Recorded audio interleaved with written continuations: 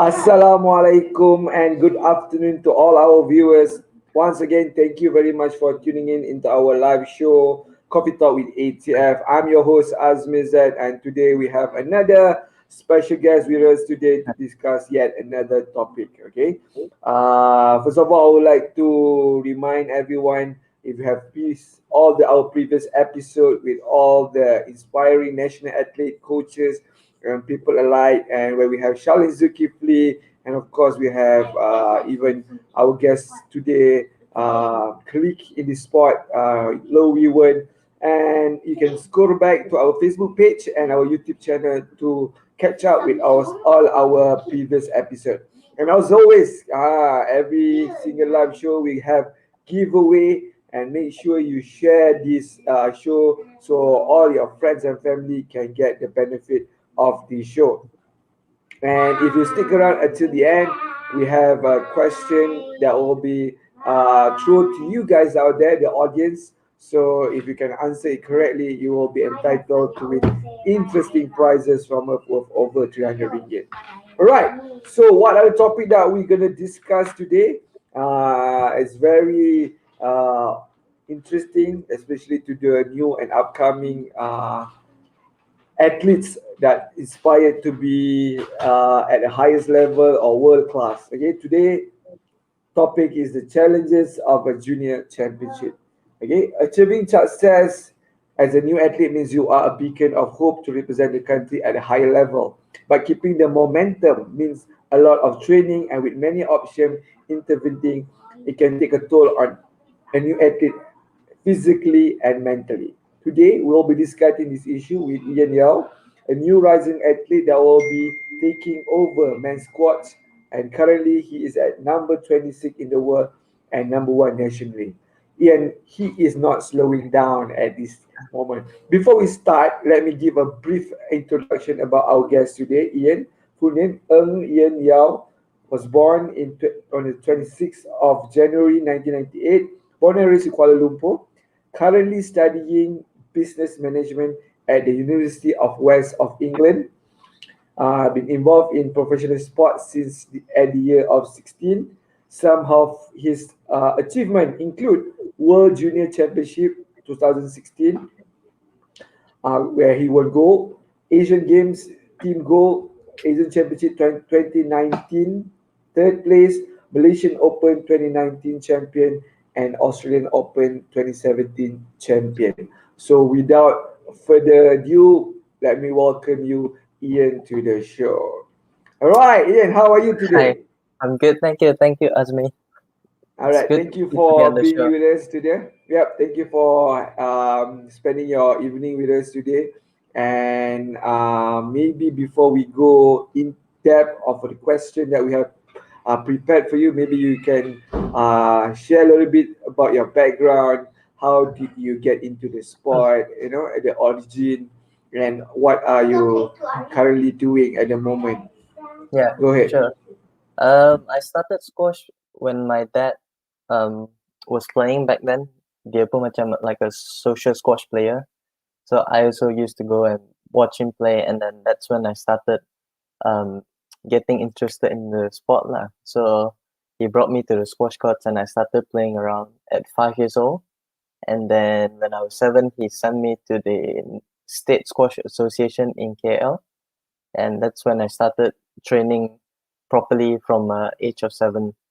And then I entered BJSS when I was 13, the Bukit Jalil Sports School, and from there I was training quite full on, quite seriously. And then I always knew that I wanted to pursue squash professionally. And then after that, a few years being based in Malaysia, I decided that it's to further improve my squash, I had to leave and be based somewhere else. And I decided to come to the UK to be based here full time.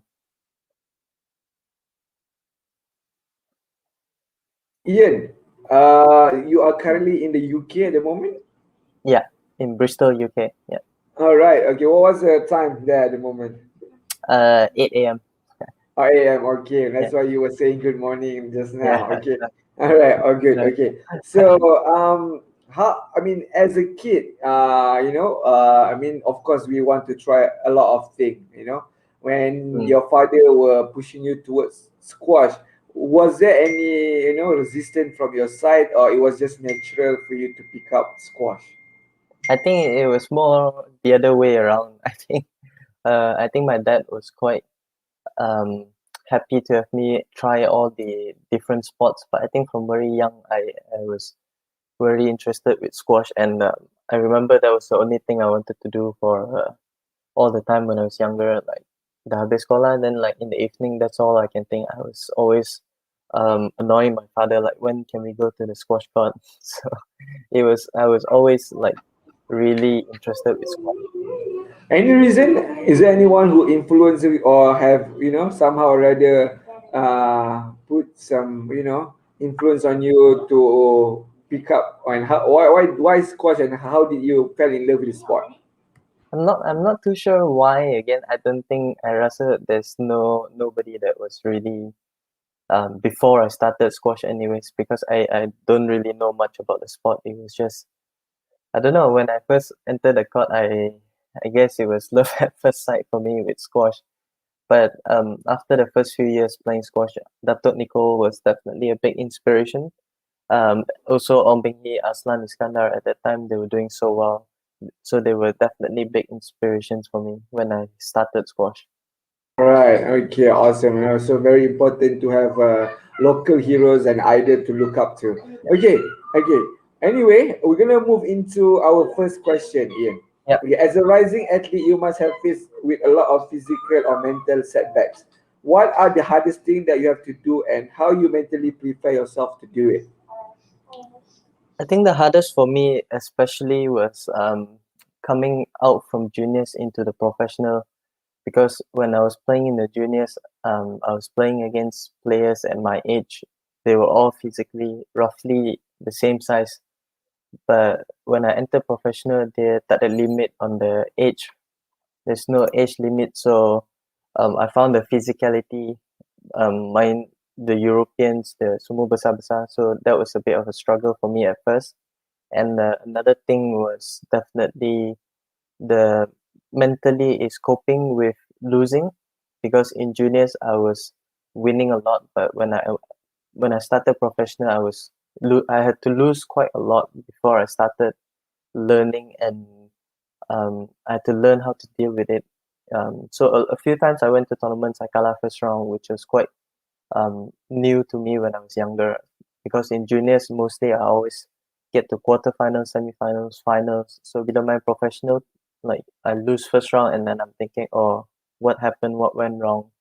So I would always feel quite bad for a long time before training again. But I had to learn quickly how to deal with that. And then I think that was the toughest part for me.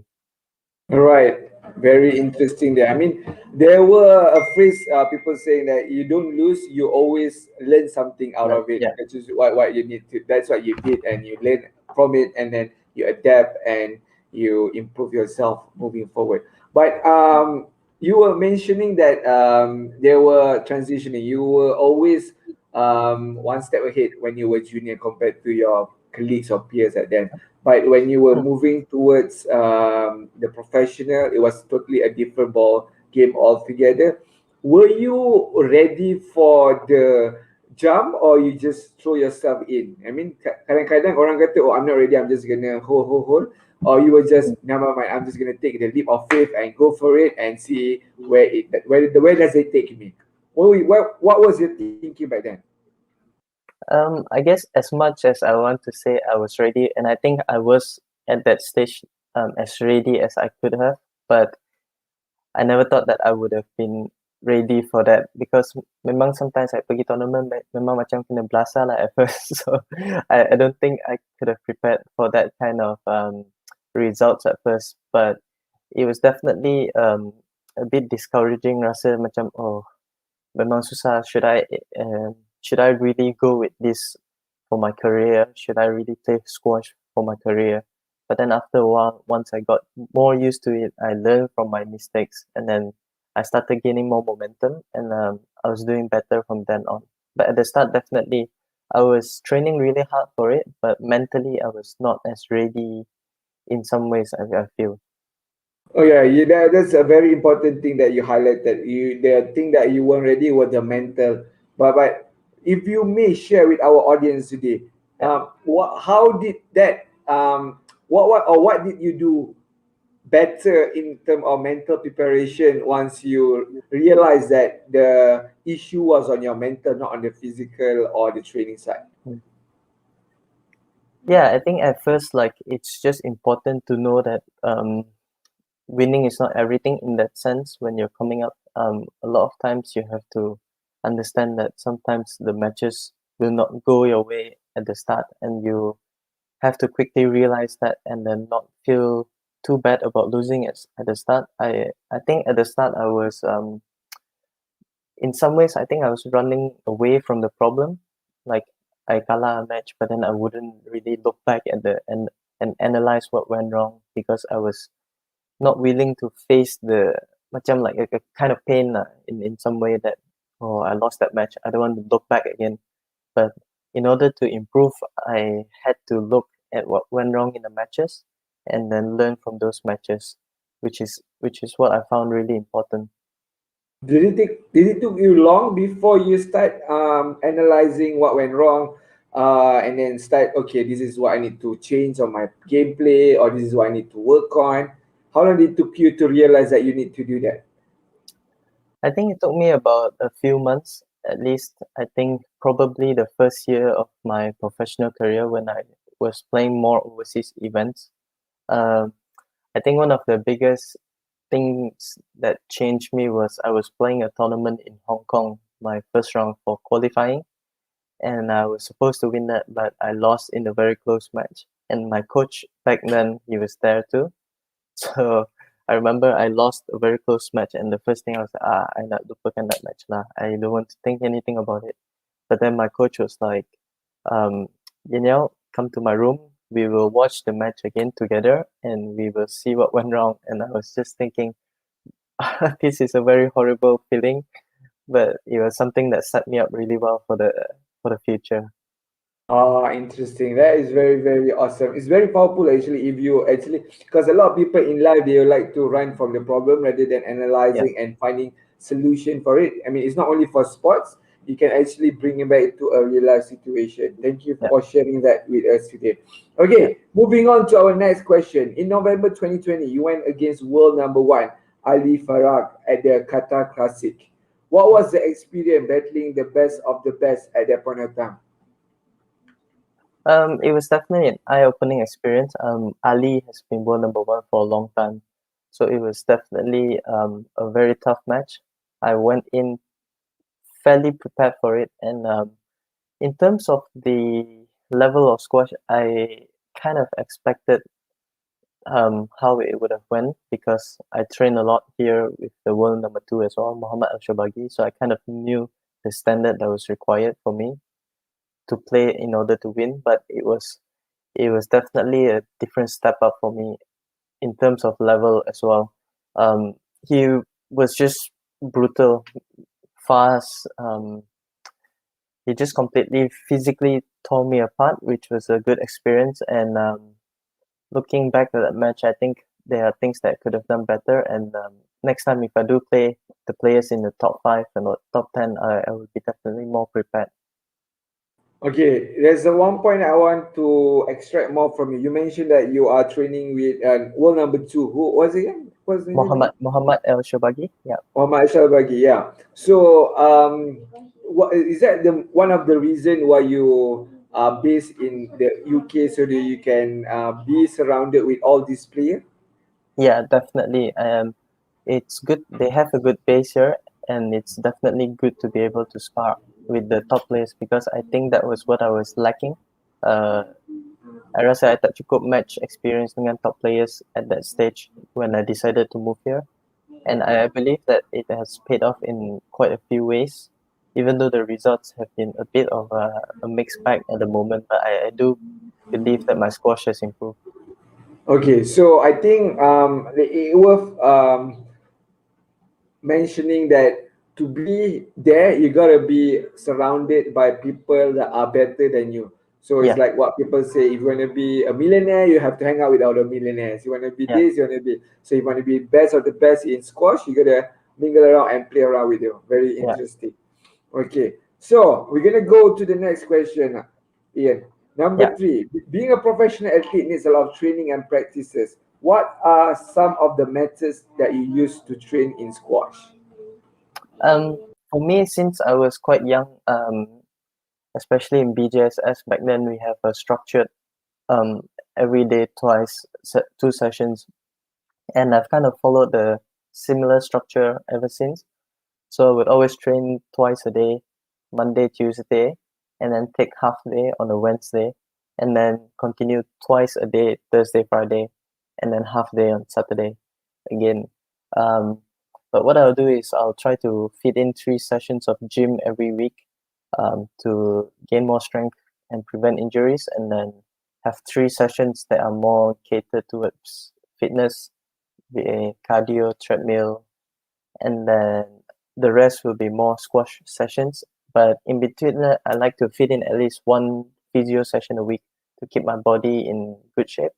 And also at times I will have a few psychology sessions as well to keep myself mentally in a good place. Very interesting.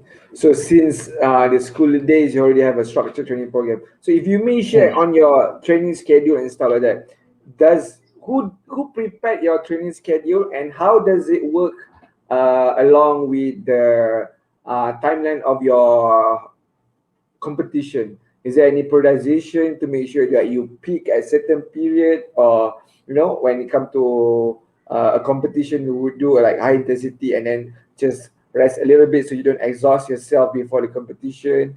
Would that take that into consideration as well? Yeah. Yeah, definitely. I think a good shout out to ISN as well, because they've been really helpful in that sense. I worked with a really good trainer back in Malaysia, and that's a very good point that you mentioned. Periodization is really important. For example, now for myself, I'm preparing for the World Championship in 4 or 5 weeks time, and so the next 2 3 weeks it will be very. It's almost like um high intensity, high workload, high repetitions for the next few weeks to build up my fitness and strength to the best possible shape that I can be, and then I'll have a deload week before that in order to peak for the World Championship. But it's a bit different this year because we have more time and the schedule is a bit more spread out because of the pandemic. But normally during the season, it's quite hard to have a training block like this because we'll be having tournaments every week. So now is a good time that I can build up my fitness and my strength. So you mentioned about pandemic. So how does it change your training program? How do you adapt to the whole situation that we are in? Having limitation going to the gym, working outdoors, playing squash. How do you adapt? Probably working in your own bedroom and Yeah. and making sure you're still at the highest fitness level possible to prepare for a big event like the World Champ. I think again, a shout out to the ISN trainer again that he's prepared really good home workouts for all of us before this when we were locked down. So we were still able to maintain our fitness to some extent, and that was really good. I think there's just a lot of improvisation needed. You have to always adapt to the situations. I feel that over the last year, that's been really important because we can't really control what's happening with the pandemic. We can make sure that we're keeping ourselves safe at home, but um, we can't really control the cases out there and stuff in that sense. So we have to make sure that we are doing our best in our own capacity. So training dekat rumah, make sure we're always disciplined to keep continuing to train even though we're not able to head to the squash club or the gym. Um, but I'm very happy that over the last few months I've been able to train without any restrictions here in the UK, which has been good. But yeah, definitely the first few parts of lockdown back in Malaysia was tough, but it was I felt that it trained our mental strength a lot, which was good in that way. Awesome. Thank you for sharing. So have you get yourself vaccinated yet, Ian? No, unfortunately. But I think dekat sini they've done everyone above 25 can register. So I think because I'm still 23, I think next week onwards they will open up for me. Okay, I mean, going back to adapting to the COVID and training like that. I mean, one can always be slack of training, but how do you keep yourself aligned and keep yourself accountable for all the training to make sure you're ready? I mean, because you're there alone in the Mm, UK, no one is monitoring you. You know, yeah. how do you force yourself to I gotta do this? How Mm. you keep yourself aligned to your I training? I feel that for me it's easy because in some ways I've always had the dream of reaching world number one, and that's my target, and that's where I want to be um for my sports, and I know that's what I want. So every day I wake up, that's every time I take a session off, I know that the rest of the competition is they have one more session more than me, and they're more prepared than me. So every time I'm just reminding myself of how much more the rest they are training, and to keep myself going, it's just reminding myself that if I can get one more session in more than the rest of the competition, I'll be in a better position to beat the rest. So every time it's just that kind of thinking for me. It's like I have to do one more session. Um, there's no time and space to slack off. I think it's very easy, especially here, because there's no really like coaches monitoring in Malaysia. Tak ada orang every day texting like, oh, the training ke belum. So it definitely comes to a lot of self-discipline, and I'm lucky that I have that in me from a very young age. So I never really had problems with training. Awesome, guys. If you want to be there, make sure you have self discipline, and always put yourself accountable and always think, how do I get Hmm. better if I want to beat that other person? Thank you, Ian. That's very Yeah, inspiring. Okay, moving on. All right. So, I mean, it's all still related to training. Okay. yeah, Of course, now the way you train is slightly different. But on a normal year, when there's no pandemic and there's no COVID, how often actually you take like a proper break from training? Because yeah. you mentioning that last time you had like all year round competition, you're gonna be like doing mesocycle or what sort not to make sure Yeah. you kind of peak at every tournament. But when do you actually rest, Ian? That's a question that we want to know. I think before this, normally the off season for us will be in the summer here, the European summer, which is normally June to August. That's when we have no professional tournaments. So that's normally what we do. In so I'll normally take a week or 2 weeks off from squash in June, but then um, yeah, and then that's 2 weeks off, and then we go into summer training, and that's really tough 2 3 months of training to prepare for a whole season. And the normal season runs from September to up until end of May. So that's how a normal season would look like. There will be a few months there, and then normally in the summer, June we'll take a break. That's the normal season. But up until now, I think for us, this summer is like just the start for us. Okay, guys, look at that commitment to the sports. Only 2 weeks of break Yeah, um, because I think squash throughout the is year. really tough. I think there was one year where I took maybe a bit longer.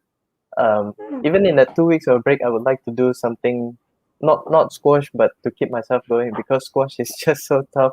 I remember one Okay. year when I took a longer break and I came back the first day of training, and I felt like dying. I was so tired, and then I Okay. just promised myself, no, next time when I take a break, I won't take such a long break, because it's really tough to get back. But do you actually have a weekend for yourself during a week, or like Yeah, yeah, like definitely.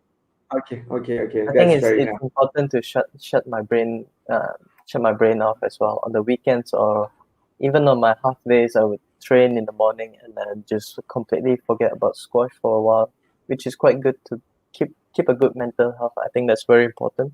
Exactly. Okay, precisely. Yeah. So how do you shut your things, or what's your thing? What's the thing that you always try to Netflix, or I don't know. Yeah, I think Netflix is quite common. I like to read some books as well.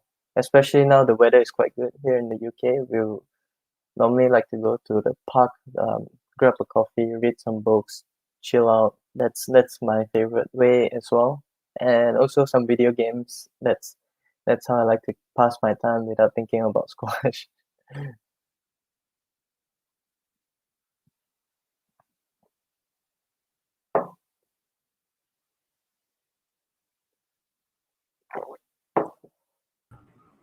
All right. Okay. Moving on. Before we open the question to audience, so audience, if you're watching this, if you have any question, please drop down on the comment section so we can ask straight away to Ian, especially any kind of question related on how he faced all these challenges becoming world champ.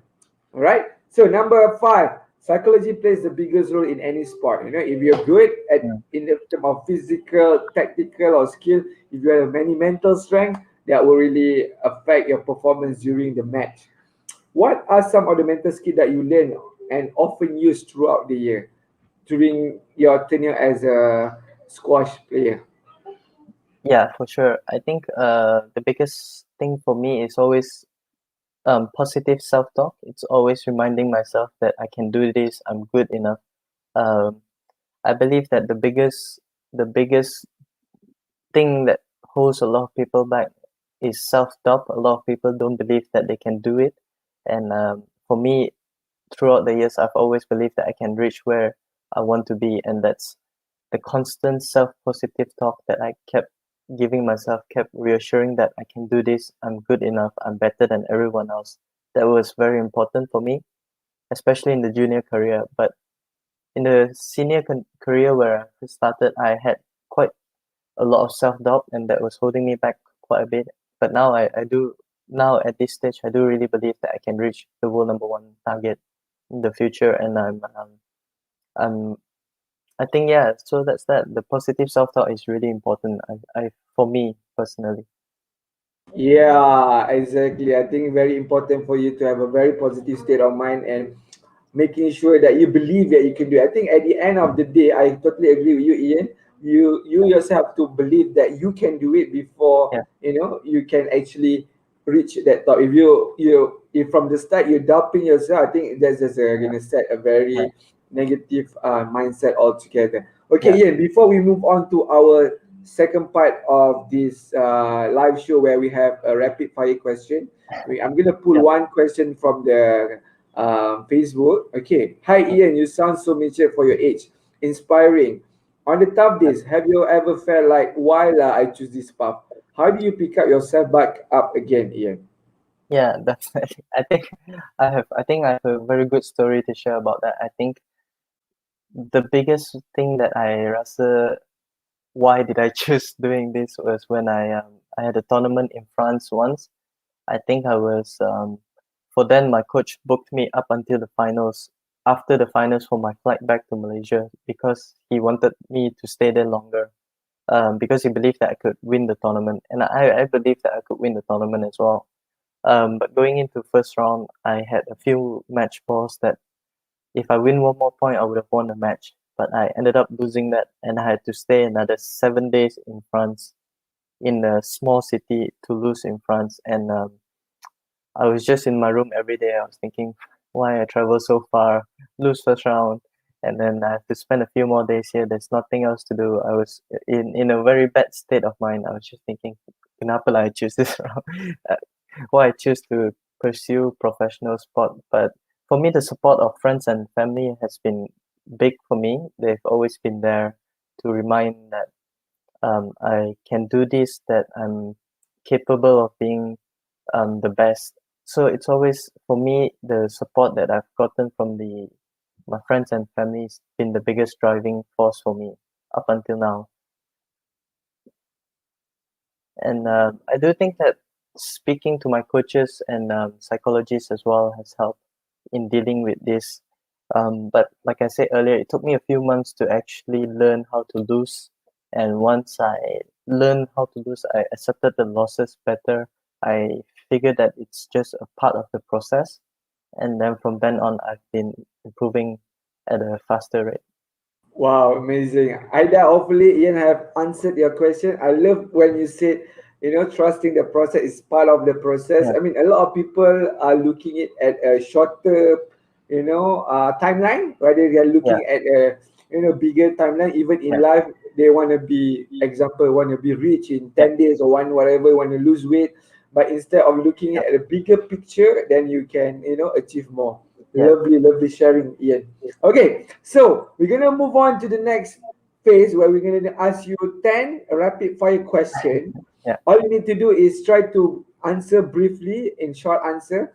You don't have to do a lot of elaboration or explanation. Okay, Yeah, yeah. like So I'm gonna okay. ask one by one as I ask, you answer. Okay, who is your favorite sport hero? Dato Nico David. What is your favorite sports quote? Hard work beats talent when talent doesn't work hard. Lovely, I love that one too. Okay, who will be at every game or match you ever had? My father. Okay, lovely. Yeah, kudos to your father for being such an inspirational and supporting that. Okay, what is your routine or ritual before every single match? I like to listen to songs and then start visualizing before my match. That's a must. What is your favorite movie about sports? Coach Carter, I felt that that was very inspiring. Your favorite sportswear color? Um, Great. Red. Okay, that made two of us. Okay, what is your? This is gonna be one of the toughest one. Okay, especially for us Malaysian. What Yeah. is your favorite food? I I thought think so. uh, favorite food. I will go with nasi lemak for sure. Okay, okay. Is it nasi lemak Asia? Was that nasi lemak? Nasi Okay, lemak, the RM1 nasi lemak you can find on tepi jalan. okay, That's my favorite. okay, awesome. Okay, what is your most memorable moment in your sporting career? There's a few. I feel like World Junior might be there, but I felt that Asian Games was the biggest one because there was so much. Um, we had a 7 goal target, and we were six at the time for the Malaysian contingent, and I was playing the last match for the gold medal match, so that was a lot on the line. For me, that was definitely most memorable. Awesome, awesome. Okay, something you always wanted to try but still afraid to do it. Okay, bungee jumping, just All because right. I'm scared of the injury. Okay. All right. Last but not least, the toughest competition you have ever faced. Toughest competition. Um, all the Egyptians in squash. All the ages. All right. Okay. Egypt in squash. So since we're there, may I ask what? Yeah. How does the Egyptian have a very structured program that they continue to produce world class player every year? Yeah, actually, I think I've been there a few times. I've seen how they do it. I don't think they have a better structure per se compared to Malaysia, but it is very, very, very competitive there. Memang in some ways I would say it's gila with the way from how young their juniors are, and how competitive they are. It's from young they're all aiming to be the best in the world. It's scary in some ways. They have hundreds and hundreds of juniors coming up, inspired to be the best in the world. So I think in that sense that they constantly have a new batch of players. They always have new players coming up that wants to reach the top of the sport. So I think that's how they get to maintain over the last um 10, 20 years of producing the best players in the world. And I do believe that Malaysia can reach there in the future. But is it? You mean that? I mean, you mentioned that they have keep coming producing new Yeah. batch of group. Is that because of their grassroots program are very well, well established? Yeah, I think so in some ways, but I don't think it's that much to do with their national association program. I think it's a lot to do with squash is their number two sport as well, if I'm not mistaken. So it's very popular there. Um, and the kids growing up, they just want to play squash. So all they have the numbers, and I think that's very important. We don't have the numbers to compete with them at the moment. Okay, understood. I think the popularity of the sports is there in Egypt. Yeah. Now it makes sense. Okay, so we're gonna move to the next one. Yeah, Okay, okay, gonna go back to the question. Okay, currently you are studying in a university and in yeah. business management. How do you balance your professional athlete career and studying at the same time? And how does the class and training going on throughout this pandemic? For me, it wasn't that hard for me because from back then from Bukit Jalil Sports School, I've been doing it since I was very young. There was still studies and playing sports all the time, so I was quite used to it. Um, but I think time management is very important. It's just making sure that you set aside a few hours, 1 or 2 hours a day. It's not that much of a time effort to study, I feel. But in some ways, that some of the exams could be a bit tricky. I think in the last event, the day before my first match, I had an exam, so it's a bit tricky, but I think it's worth it as well because sometimes, like I said, I need to take some time off from thinking about squash, and I think studying has helped me a lot in that sense. And I find that I've got a better balance now in terms of my squash and my mental health in some sense because before this few years where I was just playing professional without studying, I was thinking about squash 24/7, 7 days a week. So that was quite intense for me. And now that I feel that I find a good balance. It's good sharing from you. So, when are you graduating again? Yeah. A few more years, 2024 actually, because I just started. Okay, you just started. Yeah, Okay, makes sense. Okay. So, yeah, you mentioning it, yeah, you managed to balance it since. So, are you taking like less number of courses to balance out on your training? But and one more thing, how do you, I've been a student and tried to yeah, play sport at the same time before, but it was tiring because you are tired from the yeah. training, and then you're gonna do the assignment and stuff. Assignment. How do you adapt with that, Um, especially when you have a very hard days of training? yeah, I think my current course is not that tough at the moment, but maybe in the second or third year it might change. But I think for me it's just about I just feel like maybe a bit more disciplined to I don't know maybe um it's not I also not sure how to explain actually but I just feel like as long as time management is good, it's not as difficult once you are able to set aside a certain timing for some of the stuff um, to prepare earlier. I think it's important as well.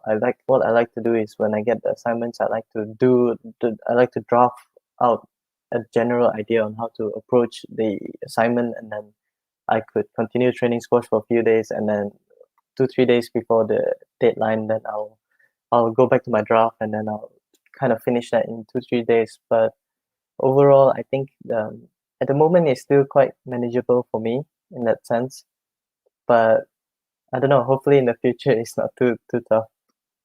Because I used to play rugby for the national team. I have Yeah, teammates who are studying as well. So some of them are very, when it comes to doing their assignment, they come, oh, I'm too tired to do my yeah, assignments, and some of them even have to extend their mm, study just to, represent the country yeah, for big event like maybe Sea Games yeah. or the Commonwealth Game. So yeah, I wish you best of luck for that, and hopefully you Thank will you. turn out to be, graduated with first class honors as well. Okay, so now you started the game since 16. Now you're 23, so about seven and Yeah, 8 years you become professional.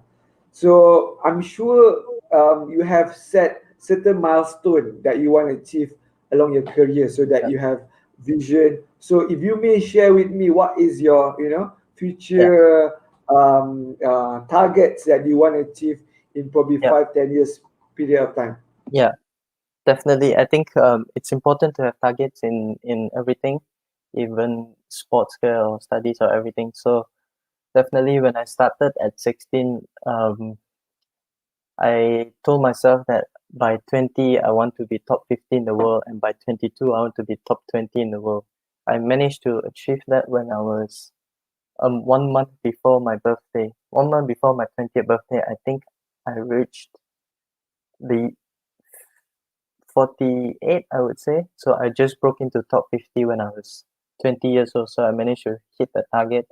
And then obviously trying to be top 20 in the world for 22 didn't happen because of the pandemic. And so I've kind of changed my mindset in that sense that rather than looking at the rankings of, oh, I want to be top 20 in the world, I change my mindset to, oh, why not just look at the quality of squash?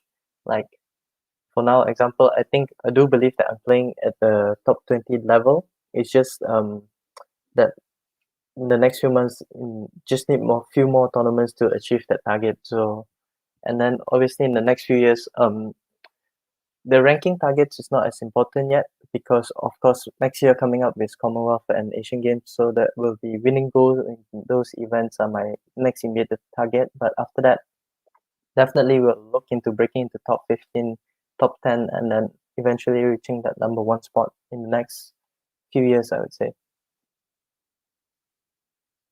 uh, Deadline is setting to become number one at before the age of 30 or or 25 or 26 or or you're just gonna let the nature take its course.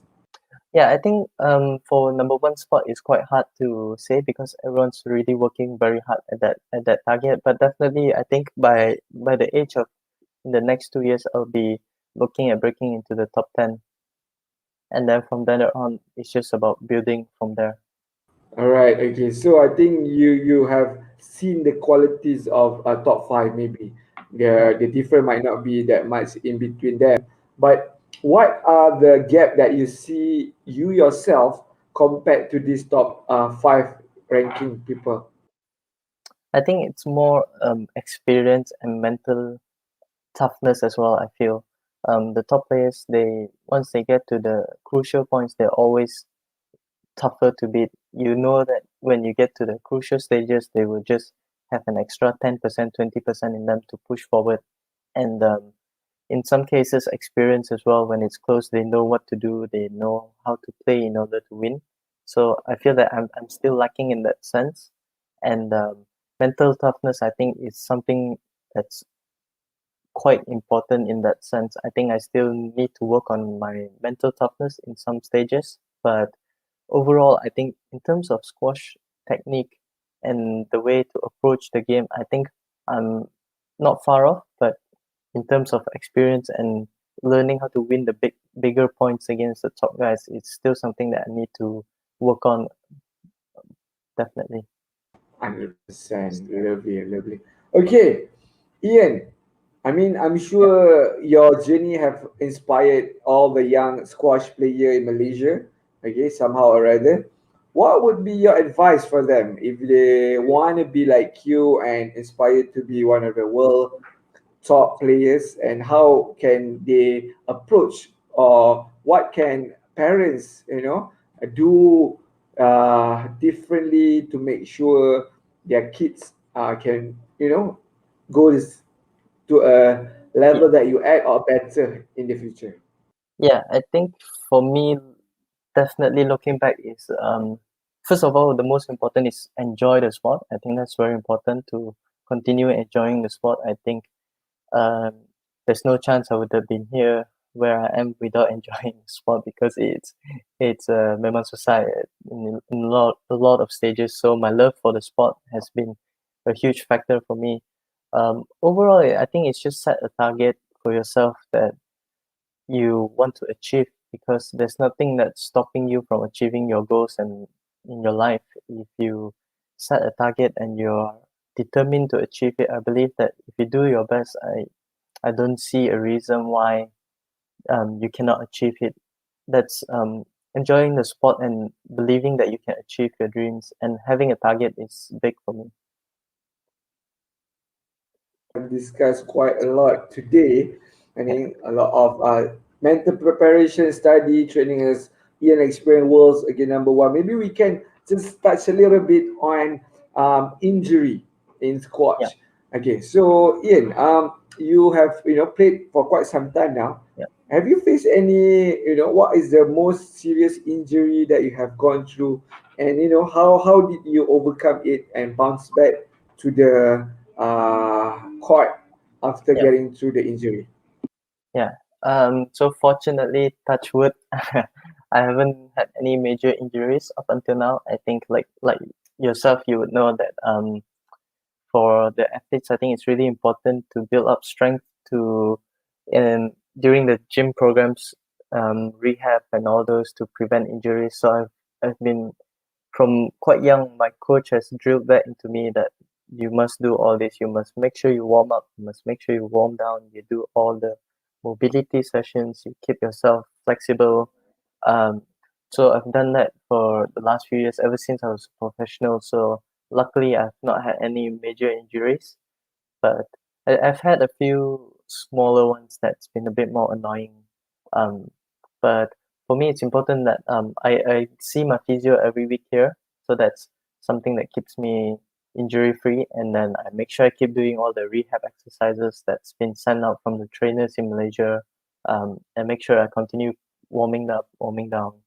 But besides that, yeah, I've never really had a major injury, luckily. So lucky of you, and hopefully you will be injury free throughout your sporting career. You know that is very good. I mean, Yeah, so point is, guys, if you're playing sports, make sure you do all what Ian I mentioned earlier. yeah, So do your warm up warm up. properly, cooling down properly, and Yeah, make sure you incorporate all the mobility and rehab yeah, exercises in your program. Okay, Ian, it has been very, very awesome evening for me and a morning for you over yeah, there. Okay, yeah, we need a lot of having success, with Ian, and hopefully you will continue to inspire and reach your goals of becoming world number one sooner rather than later. Okay, we are all in Malaysia very proud of you. So Ian, before we part way, maybe you yeah. can have 1 2 minutes to give your last word to all Malaysian and maybe all other kids who are watching who are inspired to be a world number one just like you. Yeah, for sure. I think a big thing that I would like to say is again trust the process as well. It's always very important to have a target, but I feel that these days we are so result orientated that to we forget about the process. We forget why we are doing it in the first place, and it's you're just always thinking about reaching where you want to be, and that's a good thing. But you also have to remember that it's not a straight line to get to where you want to go. There's always bumps in everyone's career. It's not just boom and you're there. So it's important that whenever you get some downs, you have to stick to it and believe that what you're doing is the thing that you want to do, the thing that you really want to achieve. It's not going to be easy, but if you stick to it, if you make sure you put in the hard work every day, the results definitely will come. So rather than being too discouraged that you're not achieving your results, keep working hard and just trust the process, because the process is not as straightforward as I said earlier. It's going to be tough, but if you keep sticking to it, then the like I said, the results definitely will come. Thank you very much. A very wise word from Ian. I concurred your statement 100%. It's all about Yeah, the process. You believe in the process, and yeah, your result will speak for itself. Because a yeah, lot of people tend to forget the process and to, oriented on the result. yeah. Now, okay. So, Ian, thank you very Mm, much from us ATF. Hopefully, we no can talk problem. again one day when you're back in Malaysia and see how we Yeah, can work together. And we wish you all the absolutely. best, Ian, in the UK. Stay safe, Thank you very much. and hopefully, you'll do well in your world champ, coming world champ soon. And all the best with Yeah, your program and training. Thank you very much, Ian. thank you. It was good. All right, All right. all right. All right, guys, thank you very much. So before we part way, I have just one question to those following us. Okay, so there's a lot of things that Ian has been sharing, and the last statement that he made is all about the process.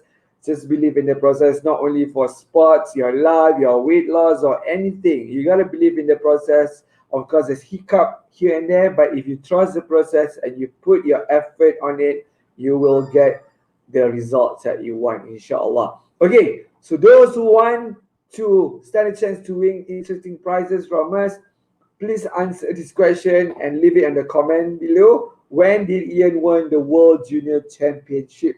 Okay, that's all from me today. Our team will contact you if you answer it correctly, and make sure you share to be entitled to win the prize. Okay, till we meet again for another live show with another guest, a different topic altogether. Stay safe and make sure you do your part to help us flatten the curve. Till then, play with confidence. Bye bye.